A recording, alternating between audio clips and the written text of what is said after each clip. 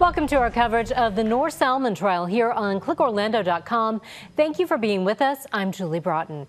In just hours, opening statements will begin in the trial of the Pulse gunman's widow. Let's get right out to News 6 investigator Mike DeForest, who is at the federal courthouse. And Mike, what can we expect to hear first thing tomorrow morning? Well, Julie, we're expecting opening statements to begin a little bit after 9 o'clock tomorrow morning, after the judge reads the jury some instructions. He actually gave all the parties the day off today, nothing happening in court today. That's partially because most likely the jurors did not even realize that they were the finalists selected to be on this jury till about probably this time last night. The attorneys likely getting ready right now for their opening statements tomorrow morning. We are joined by veteran criminal defense attorney Mark O'Mara. Very curious, as an attorney, what are you working on the night before big opening statements like this? Well, I'll tell you, some attorneys really like the idea of planning it out, getting it on paper, studying it, memorizing it. But I'll tell you, most good trial lawyers do it a lot more holistically. Get the ideas in mind, get the thought in mind. But this is going to be the first opportunity for them to present themselves and their client to the jury in context of the case. Jury selection was one good start where they get a little bit of connection with the jurors, but now they get to say, here's what's coming up. And the opening statement really is just that. It's a roadmap, if you will. It's like looking at the picture on a jigsaw puzzle, telling you what is going to come out of the pieces that are put together in the trial. And this is an opportunity to sort of get that out there, because what the defense wants to do is make sure that the jury knows if the government doesn't put every piece together on that puzzle, they don't get their conviction. Because really, once witnesses start showing up on the stand, they may not necessarily testify in the chronological order that a crime occurred or that a crime was investigated. And so, like you say, this is kind of helping them before those witnesses take the stand to kind of see how they will all fit in place. Well, you know, and a trial is very organized in one sense, because it's one witness at a time. But if you think about it, we're not sitting around a table talking about it, answering questions as they come up.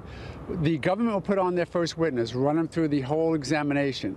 Then the defense comes up and does their cross-examination. So in that sense, it's a little bit stilted. So you have to have that roadmap. And it is a little bit disjointed for the jury, who's not used to this, to try and get it all in pieces. And then at the end, of course, through closing arguments, put it all back together.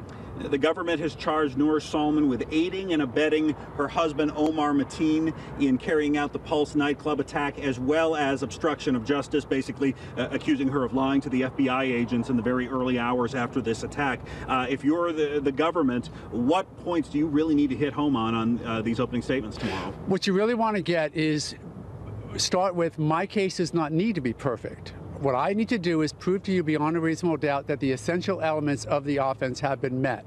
We're not going to be perfect on the color of the shirt or what road they went down.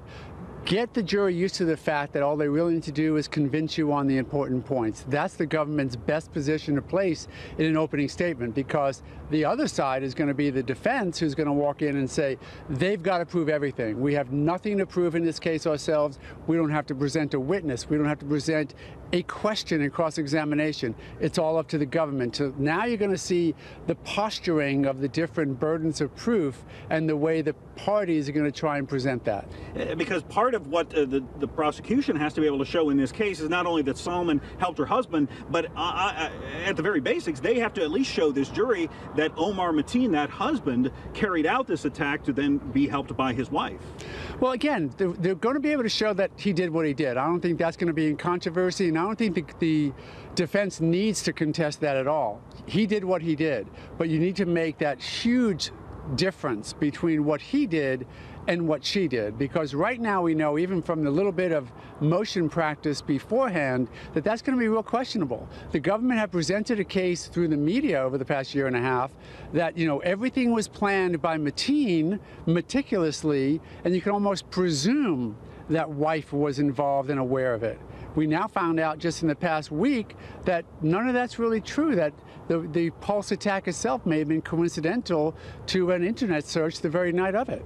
Now, you mentioned that the defense is not required to put on an opening statement. They're not required to put on a case. They're not required to call witnesses, and I believe the judge would even instruct the jurors, if that were the case, that they can't hold that against Noor Salman if she doesn't say a word. It's the government's job to prove this case, not her job to prove her innocence. With that said, though, the defense has already suggested that they are going to be trying to make the case that Noor Salman was the victim of domestic violence, and that being a battered wife to Omar Mateen, that psychologically she may have been more susceptible to making a false confession. And as we know from what we've seen so far, that seems to be the government's strongest piece of evidence, is this statement that she gave to an FBI agent, kind of implicating herself in helping her husband in certain ways, such as driving him to buy ammunition, casing out a couple of the different potential targets in this case. But assuming the defense will make an opening statement, they said they'd probably take about 50 minutes. What do you expect to hear from them? Well, again, they're going to lay out what they are going to put on as far as who Ms. Salman is. Because even though they're going to focus on the fact that the government has to present their case by themselves, they really have to personalize Ms. Salman to this jury. They have to show her to be who they want the jury to believe her to be. An abused person, somebody who is easily influenced not only by the husband to a certain extent, but also it fits right in with the presentation of how the FBI sort of talked her into this, quote, false confession.